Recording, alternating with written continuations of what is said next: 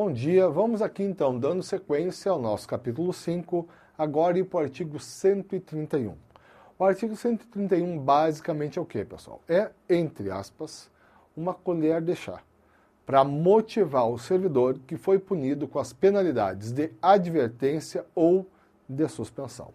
Vamos lá, vamos ver o que diz o nosso nobre artigo 131. As penalidades de advertência e de suspensão, e só elas, terão seus registros cancelados após o decurso de 3 e 5 anos de efetivo exercício, respectivamente, se o servidor não houver, nesse período, praticado nova infração disciplinar. Parágrafo único. O cancelamento da penalidade não surtirá efeitos retroativos. Pois bem, pessoal, o que o artigo 131 define? Ora, é que preenchidos os seus requisitos, o servidor punido com advertência, uma vez ultrapassados 3 anos, sem nova infração disciplinar, ou punido com suspensão, uma vez ultrapassados 5 anos, sem nova infração disciplinar, retorna à condição de primário. É isso, pessoal, que significa a gente falar quando a lei fala em registro cancelado. Então, vou dar aqui um exemplo para vocês. Vamos dizer que o servidor,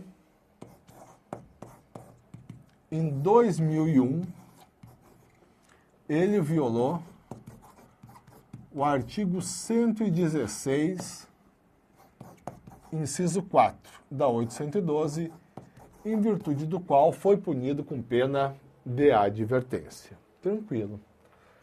Em 2005, o cara é teimoso, ele incorre em ofensa do mesmo dispositivo. Artigo 116, inciso 4. Agora ele vai ser punido com suspensão, reincidiu. Não. Não vai ser punido com suspensão por quê? Porque presumindo-se que ele não cometeu, durante esses 2 períodos, uma infração disciplinar, olhem só, 2001, 2005. Passou mais de 3 anos sem incorrer em nenhuma infração, sendo que ele havia sido punido anteriormente com pena de advertência. O que vai acontecer? Ora, passou os 3 anos, não cometeu nenhuma infração disciplinar nova, ele vai ter cancelado o registro da aplicação da pena de advertência, voltando, portanto, à condição de primário. E o raciocínio é o mesmo se a pena aplicada, no primeiro caso, fosse suspensão, só que nesse caso o prazo de bom comportamento, vamos assim dizer, é mais longo, o servidor tem que ficar 5 anos sem cometer nova infração disciplinar. Pois bem, esse é o nosso artigo 131. Vamos agora para um artigo importantíssimo, o artigo 132. Ele traz as hipóteses de demissão. Já posso adiantar para vocês, pessoal, também se aplica aqui, até vou colocar, a pena de cassação de aposentadoria ou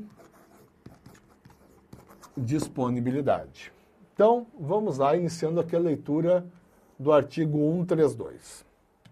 A demissão será aplicada nos seguintes casos. 1. Crime contra a administração pública. 2. Abandono de cargo. 3. Inassiduidade habitual. 4. Improbidade administrativa. 5. Incontinência pública e conduta escandalosa na repartição. 6. Insubordinação grave em serviço. 7. Ofensa física em serviço a servidor ou particular, salvo em legítima defesa própria de outrem. Vamos dar uma paradinha aqui, pessoal. Analisando aqui o 5, o 6 e o 7. Voltando aqui para o 5, olha o que ele fala. Incontinência pública. Por exemplo, pessoal, embriaguez habitual. É a hipótese de enquadramento. Incontinência pública é quando o servidor, vamos assim dizer, de forma rotineira, ele se conduz de forma totalmente afrontosa à dignidade inerente ao exercício da função pública. Então, falando português bem simples, se de vez em quando tu exagera na bebida na tua casa, tá tudo tranquilo. Agora, se tu em público, de forma rotineira, incorre em embriaguez, isso é uma situação que configura incontinência pública e por essa conduta tu, servidor público federal, estará sujeito à pena de demissão. Tudo bem, vamos voltar aqui, essa é a primeira parte, vamos assim dizer, do inciso 5. Conduta escandalosa. Mas agora onde, pessoal? Na repartição. Então agora o contexto é diferente, pessoal. Apenas o servidor, vamos assim dizer, entrar em curto no âmbito da repartição é que, por conduta escandalosa, ele estará sujeito à pena de demissão. Tudo bem, esse é o inciso 5. O 6, ele fala aqui, insubordinação grave em serviço. E aqui é um exemplo bem interessante, tá? Vamos dizer que tu não se dá bem, o que é uma coisa comum com o teu chefe imediato. Teu chefe te dá uma ordem que não é flagrantemente legal. Tu não obedece. Na segunda vez ele dá uma ordem, a princípio legal, tu não obedece. E assim sucessivamente. Esse é um caso que se enquadra como insubordinação grave em serviço. E isso, como está aqui no inciso 6, pode, ou melhor dizendo, justifica, impõe a aplicação da pena de demissão.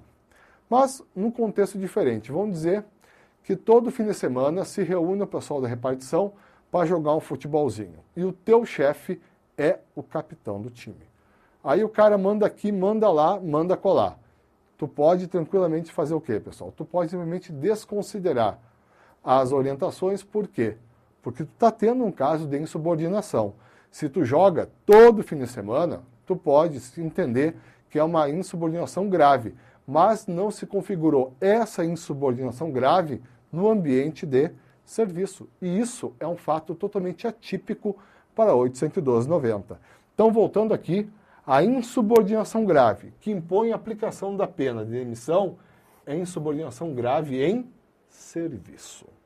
Seguindo aqui o 7, pessoal, mesmo raciocínio.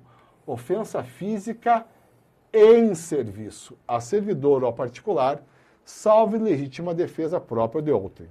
Então, uma agressão física injustificada em serviço, e só em serviço impõe a aplicação da pena de demissão.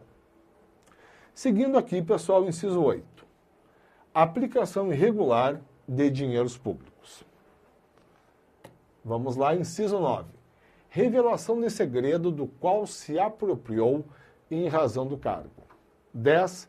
Lesão aos cofres públicos e dilapidação do patrimônio nacional. 11. Corrupção. E aqui eu vou aproveitar, olhem só. 11, corrupção. Vamos voltar aqui. E 1, crime contra a administração. Vejam só. Corrupção, crime contra a administração, ilícitos de natureza penal. Será que o servidor pode ser demitido mediante apuração do ilícito dessa natureza na própria esfera administrativa? Sem dúvida nenhuma, pessoal. Nós vamos analisar o próximo título da lei, processo administrativo disciplinar. O servidor pode ser réu no processo administrativo disciplinar por condutas que caracterizem efetivamente ilícitos penais. Essas condutas podem ser apuradas na própria esfera administrativa e nessa esfera só será evidentemente aplicada a sanção também de natureza administrativa. Então, isso é plenamente possível e cai em prova. O servidor pode sofrer apuração de uma conduta tipificada como crime na própria esfera administrativa, mas, evidentemente, na própria esfera administrativa só poderão ser aplicadas as sanções de natureza administrativa. Sanções de caráter penal impõem a interposição de uma ação perante o Poder Judiciário. Vamos aqui então, voltando, isso que eu falei para vocês. Na possibilidade do servidor ter incorrido em ilícito penal e ser punido na esfera administrativa por tais ilícitos, tem base aqui no inciso 1 do artigo 132 e tem por base aqui também o inciso 11 do artigo 132. Entre outros, tá, pessoal? Porque, por exemplo, essa conduta aqui do inciso 10, lesão aos cofres públicos, também vai se enquadrar, a grosso modo, como ilícito de natureza penal. Seguindo aqui no inciso 12, acumulação ilegal de cargos, empregos ou funções públicas. Inciso 13, transgressão dos incisos 1 a 16 do artigo 117. Então, para a gente não se perder, é por isso que eu tinha destacado já no 130 da suspensão. Artigo 117. Se tu incorrer no inciso 1 a 8 ou 19, é caso de advertência. Se tu incorrer nos incisos 9 a 16, é caso de demissão ou de cassação de aposentadoria ou disponibilidade. O que sobrou para suspensão? O artigo 117, incisos 17 e 18. Voltando aqui, fechamos aqui as nossas hipóteses de demissão. E agora, pessoal, nós vamos para o artigo 133. Só aqui um rápido comentário. Eu quase deixei esse artigo 133 para a gente analisar dentro do processo administrativo disciplinar, mas depois optei por seguir a sequência da lei. Então, o artigo 133, ele trata do processo disciplinar de rito sumário, aplicável na hipótese de acumulação ilegal de cargos, empregos e funções públicas. A gente vai tratar de forma bem rápida desse artigo 133, por quê? Porque para uma adequada compreensão do processo disciplinar de rito sumário, tu primeiro tem que estudar o PAD como um todo, ou seja, o PAD tradicional de rito ordinário. Isso é o próximo título da lei. Então, sem grandes, vamos assim dizer, complicações, a gente vai analisar de forma rápida agora o artigo 133, mas eu retorno algumas considerações, algumas disposições do artigo no próximo título da lei, quando a gente analisar o processo administrativo disciplinar de rito ordinário. Dito isso, então, voltamos aqui e iniciamos a leitura do artigo 133. Detectada a qualquer tempo, olhem só o contexto, a acumulação ilegal de cargos, empregos ou funções públicas, a autoridade a que se refere o artigo 143, parando aqui, que autoridade é essa? É a autoridade que teve ciência da infração. Seguindo, notificará o servidor, por intermédio de sua chefia imediata, para apresentar opção, desculpem, no prazo improrrogável de 10 dias, contados da data da ciência e, na hipótese de omissão, adotará procedimento sumário para sua apuração e regularização imediata, cujo processo administrativo disciplinar se desenvolverá nas seguintes fases. Então, pessoal, aqui abrindo, eu sei que para quem nunca estudou processo disciplinar, pode ficar meio nebuloso, mas é bem simples. Então, o processo disciplinar de rito sumário, ele é aplicável na hipótese de acumulação ilegal de cargos, empregos e funções públicas, artigo 133, e como nós vamos ver daqui a pouquinho, o artigo 140, que trata da inacibilidade habitual e do abandono de cargo. Então, são as três hipóteses em que eu tenho a incidência não do PAD ordinário, mas sim do PAD sumário, o processo disciplinar de rito sumário. Pois bem, voltando aqui basicamente para o artigo 133, se uma autoridade tiver ciência de uma situação que pode configurar a acumulação ilegal de cargos, empregos e funções públicas, o que ela vai, qual o procedimento que ela vai adotar inicialmente? Ela vai notificar o servidor para que ele faça uma opção no prazo improrrogável de 10 dias. Então, por exemplo, se o servidor tem 2 vínculos com a administração pública federal, mas em hipóteses não autorizadas, ou seja, hipóteses em que não é autorizada a acumulação pela Constituição. Tudo bem, A autoridade tomou ciência do fato, vai iniciar um processo ainda não de caráter disciplinar. Ela vai iniciar um processo em que vai oportunizar ao servidor, no prazo de 10 dias, que ele faça opção por um dos cargos. Se ele fez opção por um dos cargos, pessoal, morreu aqui a história. Ele não tem que restituir valor indevidamente recebido, porque, ora, se eu estou numa hipótese de acumulação ilegal, por uma questão de lógica, deveria haver restituição do valor recebido em caráter de remuneração por um dos cargos, não vai haver nada disso. A autoridade notificou o servidor, se ele fizer a opção, morreu aqui a história. Se ele não fizer a opção, aí sim, aí se inicia o PAD de rito sumário. Vamos voltar aqui então, vou ler novamente para ter bem claro a sistemática. Detectada a qualquer tempo a acumulação ilegal de cargos, empregos ou funções públicas, a autoridade, a que se refere ao artigo 143, notificará o servidor por intermédio de sua chefia imediata para apresentar a opção no prazo improrrogável de 10 dias contados da data da ciência. E, na hipótese de omissão, vejam, só se o servidor não fizer a opção, aí sim, adotará processo sumário para a sua apuração e regularização imediata, cujo processo administrativo disciplinar se desenvolverá nas seguintes fases. Vamos lá então. Inciso 1. Instauração com a publicação do ato que constituir a comissão a ser composta por 2 servidores estáveis e simultaneamente indicar a autoria e a materialidade da transgressão objeto da apuração.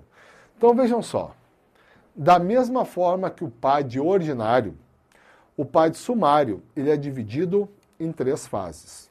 Essa primeira fase, a fase de instauração, nela o que ocorre? É simplesmente constituída a comissão disciplinar. A comissão que será responsável por apurar a situação de acumulação supostamente legal. Essa comissão, no PAD sumário, como está expresso na norma, é constituída por 2 servidores estáveis. Isso é uma diferença do PAD ordinário. No PAD ordinário, que nós vamos ver ainda, a comissão é constituída, em regra, por 3 servidores estáveis. Aqui é menos, portanto, são apenas 2. Voltando aqui, nessa fase de instauração, o ato que constitui a comissão vai fazer o que também, pessoal? Vai indicar a autoria e a materialidade da transgressão objeto da apuração. Ou seja, vai indicar qual o servidor que está em situação de suposta acumulação ilegal e qual é realmente os vínculos funcionais que caracterizam essa acumulação. Pois bem, inciso 2 é a segunda fase do processo sumário. É o que nós chamamos de instrução sumária, que se desmembra em 3 subfases: indiciação, defesa e relatório. Então, voltando aqui, tá, pessoal? Na fase de instrução, na fase de instauração, o que ocorre? Ocorre a constituição da comissão e o ato que constitui a comissão também já indica a autoria e a materialidade da transgressão que vai ser objeto de apuração. Na sequência, eu já tenho a segunda fase que a lei chama de instrução sumária. E essa segunda fase é dividida em 3 subfases. A primeira subfase é a indiciação, em que ocorre a acusação formal ao servidor. Depois eu tenho a subfase da defesa e, por fim, o relatório. Pois bem, e aí nós temos aqui a terceira fase do PAD sumário, a fase final, a fase de julgamento.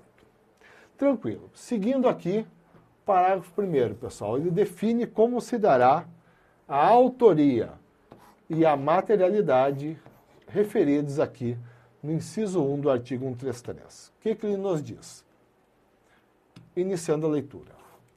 A indiciação da autoria de que trata o inciso 1 dar-se-á pelo nome e matrícula do servidor, bem tranquilo, e a materialidade. pela descrição dos cargos, empregos ou funções públicas em situação de acumulação ilegal, dos órgãos ou entidades de vinculação, das datas de ingresso, do horário de trabalho e do correspondente regime jurídico. Então, aqui a definição de como se dará a indicação da autoria e da materialidade referidas no inciso 1 do artigo 133. Na sequência, parágrafo 2º. A comissão responsável pelo processo disciplinar lavrará, aqui faltou um em, pessoal, em até 3 dias após a publicação do ato que a constituiu, um termo de indiciação, em que serão transcritas as informações de que trata o parágrafo anterior, bem como promoverá a citação pessoal do servidor indiciado ou por intermédio de sua chefia imediata para, no prazo de 5 dias, apresentar defesa escrita, assegurando-se-lhe a vista do processo na repartição, observado o disposto nos artigos 163 e 164. Então vejam só, pessoal, bem tranquilo aqui. O que nos diz o parágrafo 2º do artigo 133? A comissão ela vai ter 3 dias para promover, para lavrar o termo de indiciação, que é o termo que traz a acusação formal do servidor. Pois bem, com esse termo, abre-se para o servidor, o prazo agora é de 5 dias, não de 10, como estava no início do artigo 133. O servidor, início do 133. Ele tem 10 dias para optar. Se não optar, inicia-se o PAD sumário. Agora eu já estou dentro do PAD sumário. E aí a comissão vai lavrar o termo de indiciação em até 3 dias, a partir do qual o servidor vai ter 5 dias para fazer o quê? Uma opção? A princípio não, para apresentar uma defesa escrita. Pois bem, voltamos aqui. Parágrafo 3º. Apresentada a defesa, a comissão elaborará um relatório conclusivo quanto à inocência ou responsabilidade do servidor, em que resumirá as peças principais dos autos, opinará sobre a licitude da acumulação em exame, indicará o respectivo dispositivo legal e remeterá o processo à autoridade instauradora para julgamento. Então vejam, pessoal, como é célere o nosso PAD sumário. Vejam só, lembrando aqui, ó, nós estamos dentro da 2ª fase, a fase de instrução sumária. Nós temos aqui a indiciação, nós temos aqui a defesa, nós temos aqui o relatório. Está tudo aqui, pessoal, no parágrafo 2º e 3º. Olhem só, aqui eu tenho a indiciação, acusação formal ao servidor. Aqui no final do dispositivo, no prazo de 5 dias, o servidor já deve ter apresentado a sua defesa escrita. E uma vez apresentada a defesa, já tenho aqui o relatório da comissão. Seguindo aqui. Parágrafo 4º. No prazo de 5 dias, contados do recebimento do processo, a autoridade julgadora proferirá a sua decisão, aplicando-se, quando for o caso, disposto no parágrafo 3º do artigo 167. Então, pessoal, 5 dias é o prazo para a terceira e última fase do PAD sumário, que é a fase de julgamento. Parágrafo 5º, pessoal. Veja que barbado para o servidor federal, tá? A opção pelo servidor até o último dia do prazo para a defesa configurará sua boa-fé. Hipótese em que se converterá automaticamente em pedido de exoneração do outro cargo. Então, não vamos se perder aqui, pessoal. Vejam só, voltando aqui novamente, o parágrafo 2º aqui está falando no prazo para o servidor apresentar sua defesa escrita em até 5 dias. Tudo bem. Mas se eu junto isso com o parágrafo 5º, o que ele nos diz, pessoal? Que dentro desse prazo para a defesa, está aqui, não precisa nem destacar em separado, o servidor pode, em vez de apresentar uma defesa escrita, o servidor pode fazer o quê? ele tem um segundo momento para fazer a opção. Opção por um dos cargos que está na situação de acumulação. Se ele, em vez de apresentar essa defesa escrita, ele fizer, portanto, a nossa opção, isso, pessoal, vai caracterizar, vai de pronto comprovar a boa-fé dele na situação como um todo. E simplesmente a opção vai se converter numa exoneração do outro cargo. E o servidor não vai ter. Assim como se ele optou no primeiro momento, ele não vai ter nenhum dever de restituição pelos valores que ele até então recebeu pelos cargos em situação de acumulação. Voltamos aqui então, praticamente fechando. Esse aqui é o parágrafo 5º. E temos aqui, fechando o nosso artigo 133, os parágrafos 6º, 7º e 8º. Caracterizada acumulação ilegal e provada má-fé. Aplicar-se-á a pena de demissão, destituição ou cassação de aposentadoria ou disponibilidade em relação aos cargos, empregos ou funções públicas em regime de acumulação ilegal. Hipótese em que os órgãos ou entidades de vinculação serão comunicados. Tranquilo. Parágrafo 7º.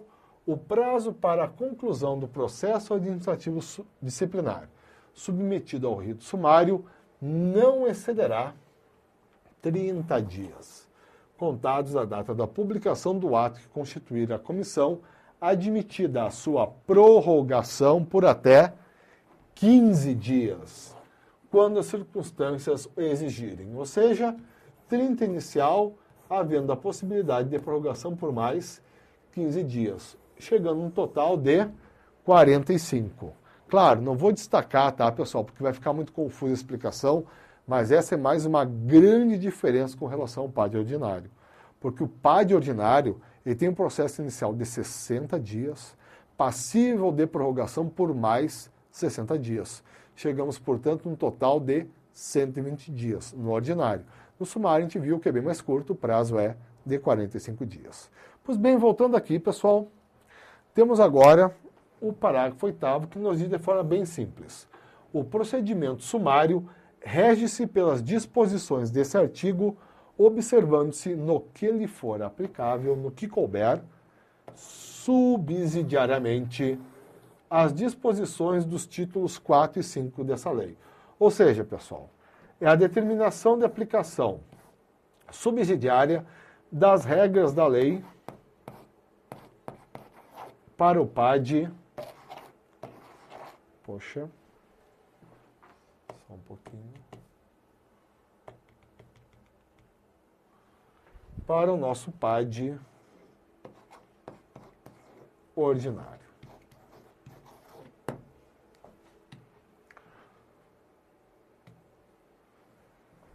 Tranquilo. Pessoal, paramos nesse ponto. Na próxima aula, que a princípio nós já encerramos o nosso regime disciplinar e aí na próxima aula, em sequência, nós iniciaremos o estudo do processo administrativo disciplinar. Obrigado a todos pela atenção e até lá.